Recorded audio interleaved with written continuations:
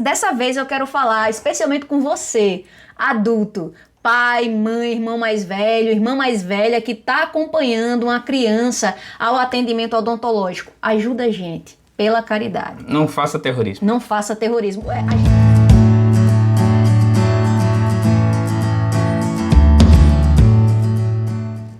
Olá pessoal, bem-vindos a mais um vídeo do canal.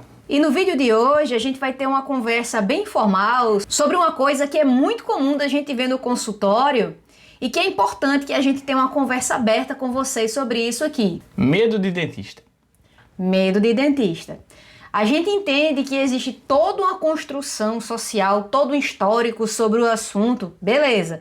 Mas a gente precisa também puxar um pouquinho os fios que a gente acredita, pela nossa observação dentro do consultório, que vão trançar aí esse tecido que deixa todo mundo tão aterrorizado quando entra lá numa sala de dentista. E é uma coisa que é meio difícil desvincular porque já virou cultural, né? Medo de dentista parece que já é uma frase gravada lá na cabeça de todo mundo.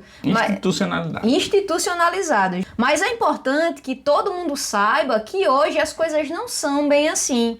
A gente não tem uma formação em psicologia, evidentemente, mas a gente já foi treinado, a geração, né, mais recente, e nós somos dessa geração, já foi treinada de forma a reconhecer e a trabalhar melhor o medo dos pacientes, de forma a tornar o tratamento odontológico mais tranquilo. Pois é, a formação desse medo do dentista é uma coisa que vai muito além, muito mais antiga do que a gente. Né, que é uma geração muito mais anterior à nossa e que hoje talvez nem faça tanto sentido, né?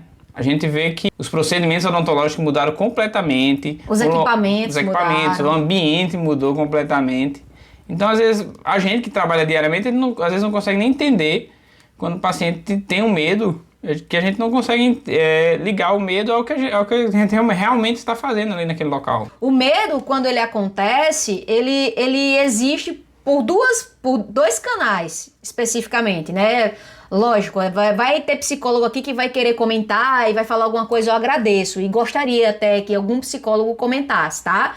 Mas existem basicamente duas formas de você ter medo de alguma coisa. Ou porque você passou pela experiência diretamente, ou porque alguém te contou por algo que passou. E aí você vai ter um medo indireto. Você nem passou, mas a pessoa contou de uma forma tão convincente que você assimila esse medo também. É uma mistura de medo e preconceito. Então, assim, é bom ter cuidado, pensar bem, exatamente, tentar entender por que você tem medo daquele procedimento. Porque você está com medo de certo procedimento. Tem procedimentos da odontologia que realmente não causam medo algum.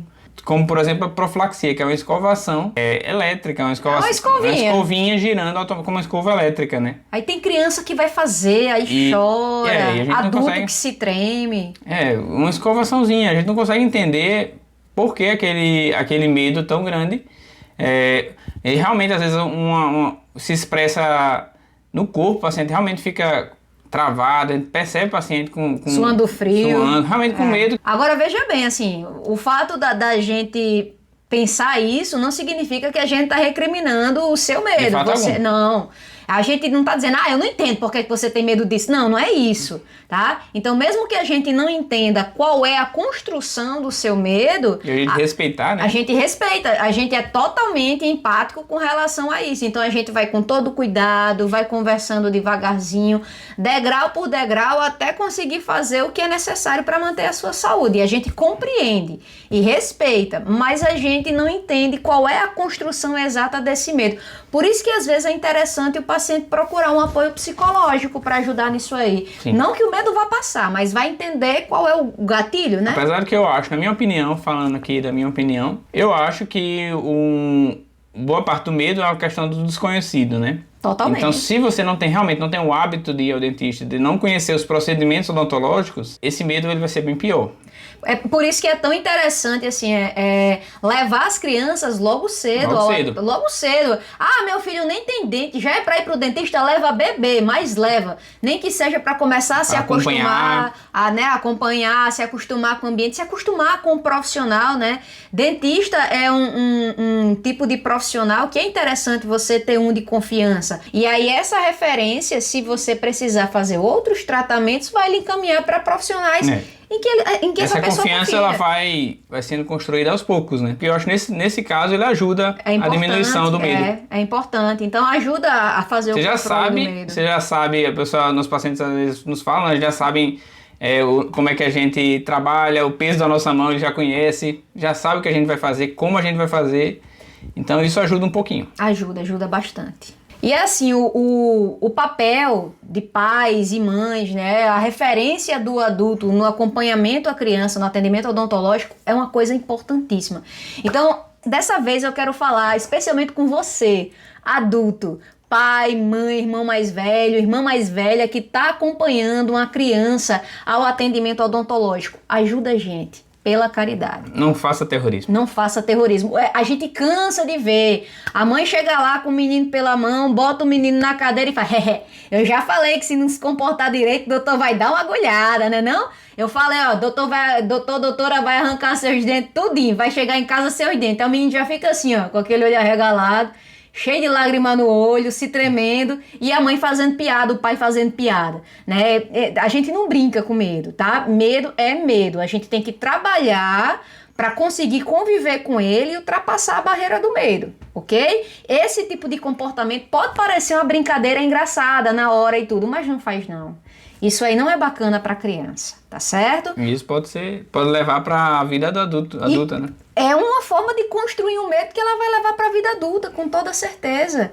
Com toda certeza. Aí tem outro perfil também, né, de adulto que acompanha a criança, que é um perfil também que não é interessante, que acha que tá ajudando, mas que não tá, né? Vai lá, pega na mãozinha da criança durante o tratamento, aí começa, ó, se doer qualquer coisa, viu? É só avisar. Ó, se doer, fala pra mamãe, se doer, aperta a minha mão. Tá doendo? Isso que tá fazendo agora tá doendo? Gente, isso não ajuda, não. Pois é, geralmente de crianças os procedimentos são bem simples, né? Não precisa nem de anestesia. Então a possibilidade de acontecer a dor é bem pequena. E aí a criança fica em alerta, né? É agora que vai doer? Ela vai ficar esperando, o atendimento dela vai se resumir a esperar o momento que a dor vai aparecer. A expectativa. A expectativa da dor, justamente. Que às vezes nem vem vindo. Nem vem. E uma coisa que tem que ser vista, tem que ser lembrada, é que a gente está lá atendendo o paciente, a gente está sempre fazendo exatamente o contrário. A gente está sempre tentando evitar a dor, sempre controlando a dor, sempre controlando o incômodo, né? Então é importante lembrar que a gente tá sempre fazendo o controle disso. A gente, se o medo está ligado à dor, pode ter certeza que a gente está trabalhando contra isso o tempo todo. É melhor do que querer controlar o comportamento do medo da criança através de ameaça, dizendo que vai levar uma chinelada ou que vai levar uma agulhada, né? A criança não vai entender que ela tem que parar de sentir aquilo, senão ela vai sofrer uma penalidade. Ela tem que entender o que está acontecendo com ela e saber que ela tem apoio. Sim, aí outra coisa que os pacientes relatam pra gente também do medo é a questão do barulho, né? Do barulho da caneta. Mas eu acho que nesse caso, ainda assim também, o barulho está associado à dor que o barulho teoricamente causa. Quando na verdade a gente sabe que a caneta de alta em si, com o paciente bem anestesiado e tudo, não causa nenhuma dor sequer. Justamente, então o paciente já associa, é um gatilho, né? É o gatilho do medo. Ai, não tem esse negócio que não tem esse barulho não. Porque barulho não causa dor, não é verdade? O barulho não causa dor. Uma prova de que o barulho não causa dor é exatamente o fato da gente, se ele causasse dor, a gente vivia com dor, o dentista, né? Porque a gente tá ouvindo o barulho o tempo todo. Isso é verdade, né?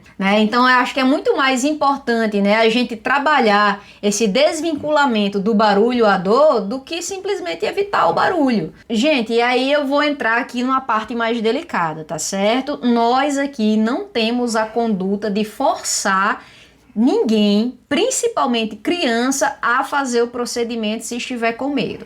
Inclusive, alguns pais ou algumas mães já saíram do nosso consultório chateados, mas é a nossa conduta, eu não acho correto fazer isso. Eu não faria isso com meu filho e não gostaria que nenhum profissional fizesse também. Se a pessoa já está com medo, você querer que alguém segure pela cabeça, pelos pés, pelas mãos, fazer quase uma imobilização de jiu-jitsu. Fazer um procedimento à força. Para fazer o procedimento à força, isso vai potencializar o medo, vai potencializar uma experiência negativa e talvez você... Que vai ser levada para a idade, o resto da vida. Você vai traumatizar essa pessoa pro resto da vida. Às vezes o paciente, o pai, né, do paciente, ele quer que faça, não quer perder a viagem. Isso para mim é um absurdo. Você forçar um procedimento só para não perder uma ida ao dentista, né? E como é que fica a cabeça do seu filho ou da sua filha?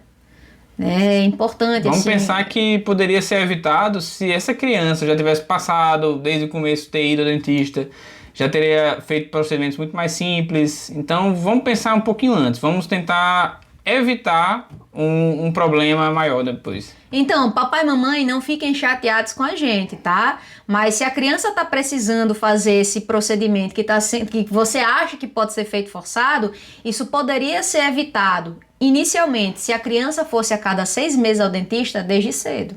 Tá? Então não é culpa do dentista ou da dentista se o procedimento não foi feito porque o dentista não quer fazer a força. Nem culpa da criança Nem por culpa estar da com medo. criança, justamente. Na verdade, foi uma falta de acompanhamento que essa criança teve desde cedo. Então deve rolar uma compreensão aí. E qual é a sugestão da gente quando a gente se depara com essa situação, né? Com essa sinuca de bico, né? Que a criança precisa fazer o procedimento. O pai quer forçar, a mãe quer forçar de todo jeito, quer que segure, quer que amarre e faça e tem que fazer, que eu não vou perder meu dia aqui.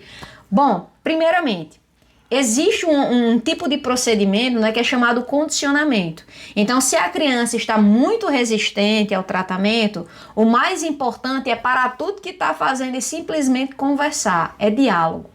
Tá? Então tem a minha parte, a parte do Enio de conversar com a criança, tem a parte que a gente conversa somente com o pai ou com a mãe, e aí o pai ou a mãe tem que continuar isso em casa, sem ameaça, sem imposição, sem dizer que vai levar uma surra se não deixar da próxima vez. Tem que começar a explicar para a criança que é pelo bem dela. A gente já sabe que já existe na sociedade uma construção negativa da odontologia. A gente até mesmo já passou um vídeo aqui sobre odontologia nos filmes e tudo, e geralmente a odontologia está ligada a sofrimento, a dor. Então, a sadismo. A gente está querendo exatamente fazer o contrário disso. Outra questão também, outra sugestão nossa também, é fazer procedimentos pequenos, curtos, principalmente para criança.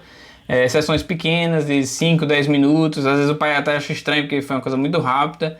Mas às vezes é importante ter procedimentos que realmente sejam simples, fazer do procedimento mais simples para os procedimentos mais complexos e ser uma coisa bem gradual. Faz um hoje e aí faz outro dia, tudo bem? Não é uma enrolação, é simplesmente uma preguiça. forma de condicionar a criança, uma forma de fazer a criança ver que os procedimentos são mais simples. E a criança precisa confiar na gente, tá? Precisa confiar na gente. E procedimentos simples, querendo ou não, tem que ser rápido, né? Então se você faz vários procedimentos simples, acaba virando um procedimento complexo. Então, e acaba a criança ficando 20, 30 minutos com a boca aberta. Aí é ruim para todo mundo, para o dentista, para o paciente. Até adulto não quer ficar meia hora sentado. E é isso aí, pessoal. Vou deixar aqui um apelo pra gente trabalhar a empatia, tá? Eu e o Enio somos pessoas bastante empáticas. Então a gente se importa muito se o paciente está incomodado, se o paciente está sentindo dor. A gente observa a questão psicológica do paciente também. Então a gente quer deixar claro para vocês aqui que a gente realmente se importa, tá bom? E vamos deixar a pergunta aqui, né, Enio? A gente queria saber de vocês exatamente isso, né? Se vocês têm medo do dentista, vocês têm medo de algum procedimento odontológico, vocês já pararam para pensar por que vocês têm medo desse procedimento? Coloca aqui no comentário, manda um direct pra gente, tá certo? Lembrando que agora a gente tem um perfil próprio no Instagram também. Então você já pode acessar o nosso perfil. Mesmo nome do canal. Mesmo nome do canal, né? Fala pra gente, porque às vezes vocês falando alguma experiência ou explicando alguma coisa até ajuda a gente a construir melhor a nossa empatia dentro do consultório. Exatamente, podemos até estar falhando em algum ponto e nem sabemos ainda. Justamente, então muito obrigada pela audiência de vocês, muito obrigada pela paciência. Se vocês gostaram do vídeo, curtam, sigam o nosso canal, comentem não só sobre esse vídeo, mas nos outros vídeos que vocês sentiram a necessidade, podem comentar. A gente gostaria exatamente de criar um relacionamento aqui virtual para melhorar a odontologia. É isso aí. Muito obrigada e até a próxima. Tchau, tchau. Tchau, tchau.